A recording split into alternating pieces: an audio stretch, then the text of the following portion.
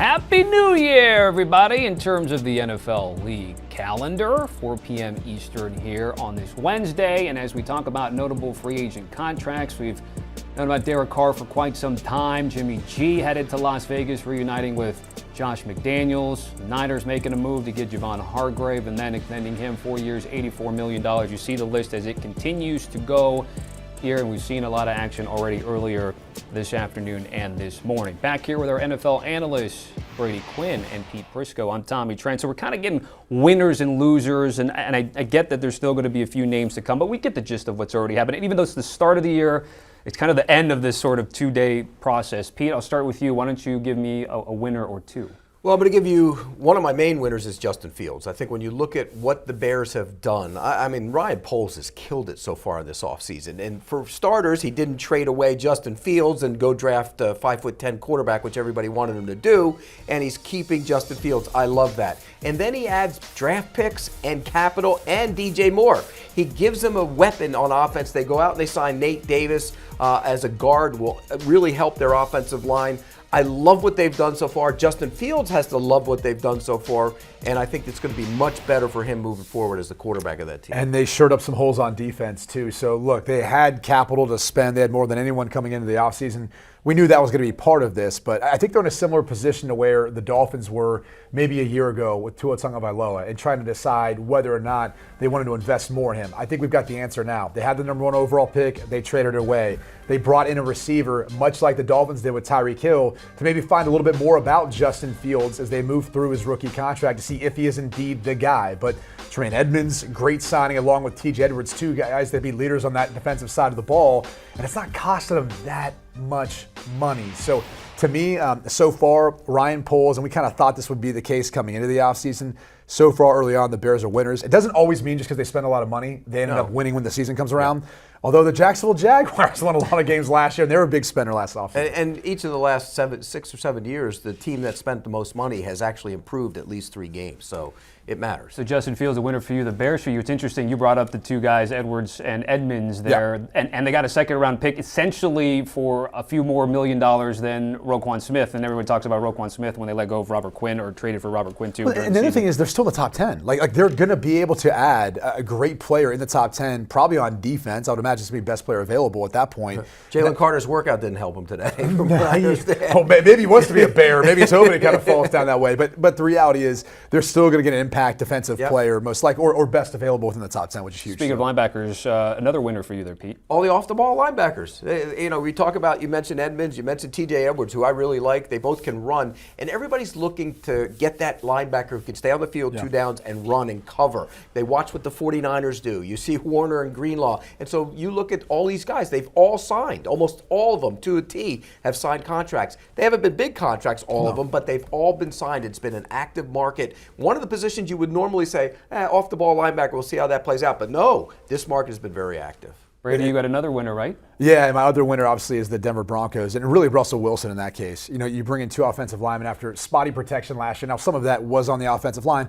Some of it was on Russell Wilson. Either way, Ben Powers comes in at guard. He's very stout, extremely strong at the point of attack. Mike McGlinchey, my guy at Notre Dame, that Pete tries to take shots at. He's a good player. The reality is he'll be much improved from what they had last year at the right tackle spot. So shoring up that offensive line, and for a guy who, again, is of shorter stature and trying to play from the pocket, when you look at what Sean Payton did with Drew Brees in New Orleans, once they got that offensive line shored up, you really saw what they were capable of, especially in the passing game. I think it's a very similar script Sean Payton is going by right now in building up the offensive line for the Broncos. Jari Evans and Carl Nicks. Remember, they were the 2 guards on that team, and they kept them stout in the middle. And you don't like that You can't have guys as a shorter quarterback pushing your lap. It makes it even harder to see over, and it's already difficult as it is. How about the run game? Samaje Perine. We know Javonte Williams coming back from injury. What do you think about the prospects there, quickly, Brady? It was interesting with Perine. I thought maybe they'd be a little more patient with the running back signing, but look, Perine is a consummate pro. The guy's great in pass protection. He's a very capable runner. He can stay on the field for all 3 downs. Now, he's not necessarily a home run hitter, but the reality is you plug him back there, you don't worry about fumbles, you don't worry about any issues. You're going to get a solid pro back there. So another piece. The draft is loaded with backs too this year. Yeah, that was the only bit of a surprise. Right, I'm sure they could add Zach one Allen, too. by the way, is a great signing. That's a good, that's a really big good one for signing. him. All right, so those are a look at a couple of winners for each of these fine gentlemen. How about losers, or in Pete's case, losers? Losers, the Arizona Cardinals. I do not like what they've done.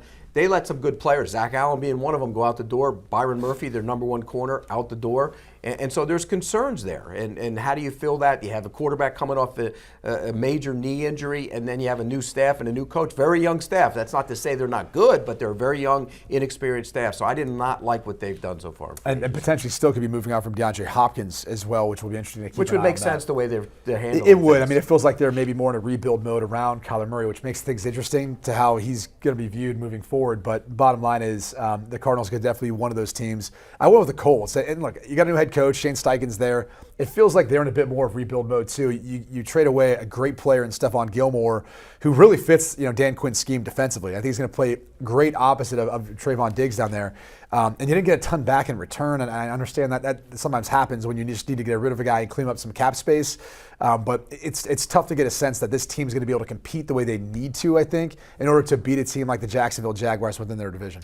It's been interesting because for so many years they've gone the veteran route at quarterback because they were in win-now mode. Then they're in a position to actually take maybe C.J. Stroud or Bryce Young, and then Carolina leapfrogs them, giving them no inside track into having at least the control of their destiny if they can't move up. Keep an eye on Indy, though. I think if there's a team to move up to number one. I think they moved, or they might make a move, and you hear all over the league that they love Will Levis.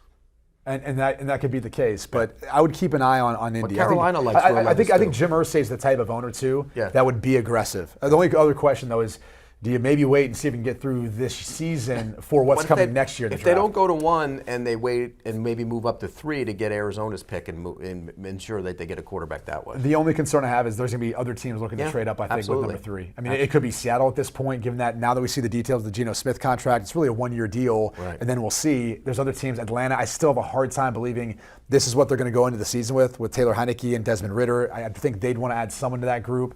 A number of teams could still be in the mix. You're fading the Colts, also fading Rams here, Brady? Yeah, I mean, look, I think someone has to discuss the fact that, I get it, they won a Super Bowl, all right, a couple years ago, but this is now, unfortunately, the penalty they have to pay for what it cost. We had that whole, strategy of saying F them picks, I think is how Les Snead would say it. Well, now you need them because now you're in cap hell and you have to get rid of one of your best players in Jalen Ramsey. And so we do have to acknowledge the fact that they put themselves here. And yes, it brought a championship, but a year or two removed from now, no one's going to be talking about that. It's a what have you done for me lately league. So the Rams I disagree. They sold their soul and they got it. If they didn't get it, then it would be a major problem. Here's the problem. If they don't make it back to, Right. people move on from that Super Bowl pretty darn quick. Yeah. McVay, I mean, that was the topic How of many him coming teams in back. this league would sell their soul for one? Just one. All of them. You say that, but again, ones that don't have one. every single team. Aaron Rodgers brought the Green Bay Packers to the Super Bowl. The Jets are going to sell their soul for one, trying to get one right now. They're trying to do one right now. Absolutely. But you know who's not? Not the Green Bay Packers. No. Well, they won one before. They and did, many but before. It's been a little while. It's been a while. It's Got been a while. second team there, Pete? Yeah, mine's the Jaguars. I do not like the fact they let their right tackle go out the door. And they'll say, okay, well, you have Walker Little, you have Cam Robinson, you don't need to have him. Well, Walker Little competed with Jawan Taylor at right tackle last year, lost the job. Went to left tackle, played really well. So if they're going to move Cam Robinson over to the right side, he's always said, I'm not a right tackle. That's going to be a problem as well. So I think they weakened themselves by allowing him to leave. I would have kept him because you know why? Defense isn't that good. Build it around that quarterback. Be the best offense you can possibly be. Score a ton of points. That's what I would have done, and I pinged them for that. They also lost Arden Key, who's a good football player. They can replace that with Frank Clark. We talked about that earlier. yeah. But the tackle class in this year's draft, I think there's a number that the Jaguars will be targeting. I would not be shocked at all if they didn't go after a tackle if they don't get one in free agency. Trent Baalke had a really nice offseason last year, hitting on all of his He had a guys. great So offseason. seeing him Yeah. this year, maybe a little bit of collateral going into the decisions, but you do question Jennings They and have Forrest cap. going They there. have cap problems now too. Yeah. I mean, you spend all that money 1 year, you're gonna have cap problems. Let's finish up. You're going to have more than this with Trevor Lawrence an extension. Right. So.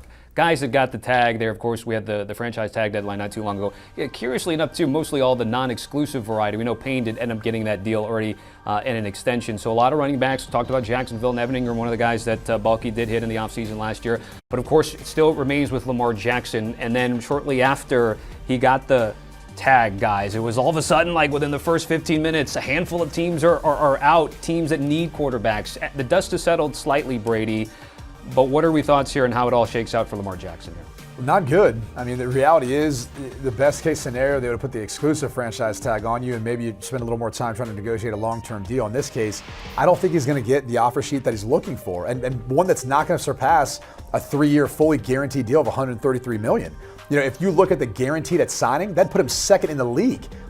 in league history, for that matter, as far as guarantees at signing. So I know he doesn't have an agent, and he's kind of bragging about the fact that he doesn't need one to get that deal, but maybe you need an agent just to tell you that's a good deal, because 2 years from now, you get another bite at the apple, and you're going to have guys like Joe Burrow who've done their deal, Justin Herbert who've done their deal, and other quarterbacks that if you prove yourself, you're going to be able to leapfrog those guys. He unfortunately is coming off 2 years he didn't finish healthy, and he's regressed passing since that MVP season. So the truth of the matter is this is not the time that he's got as much leverage as I think he thinks he has. Even though he's got a great record as a starter, there's a lot of things that play into that. Quarterback wins is not a stat. Can we wipe that away, please? It's never been a stat. It's a team stat number. I think when you look at him, the guaranteed money, if he played on the tag 3 years in a row, which is possible, he wouldn't have made as much. Right. So take the contract. Take the $133 million. I mean, it's guaranteed money, and it could go up to $175 for injury as well. So take the money. I don't understand what he's doing, because there's not going to be a guaranteed deal out there. If he thinks he's getting a Deshaun Watson deal, that's not out there. You talk to people around the league, they say, no, no, no, no, no. Nobody's going to do that, because then it opens up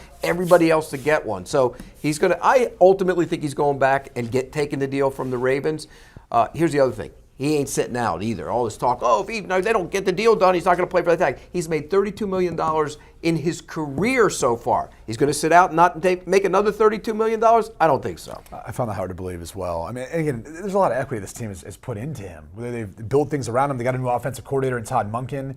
I have a hard time believing that they can't make up and make good, and he doesn't sign a long-term extension. But that will be bad if he does decide to sit out all the offseason work. So it doesn't. No, but I'm saying if he sits out all the offseason and doesn't get the work in with Todd Monken and the new offense, that's not good for the Ravens either. No. Him being that late first-round pick in 2018 is why the money doesn't match up with like a Josh Allen, Baker Mayfield, and even Rosen, who were taken in the top 10. All right, we got to take a quick break, but before we do, remind everybody about the Pick Six podcast, where in the last edition, Brady was with Will Brinson, Katie Mox, and John Breach talking about free agency recaps, good stories and more, about an hour long. Make sure to scan that QR code and check those guys out today.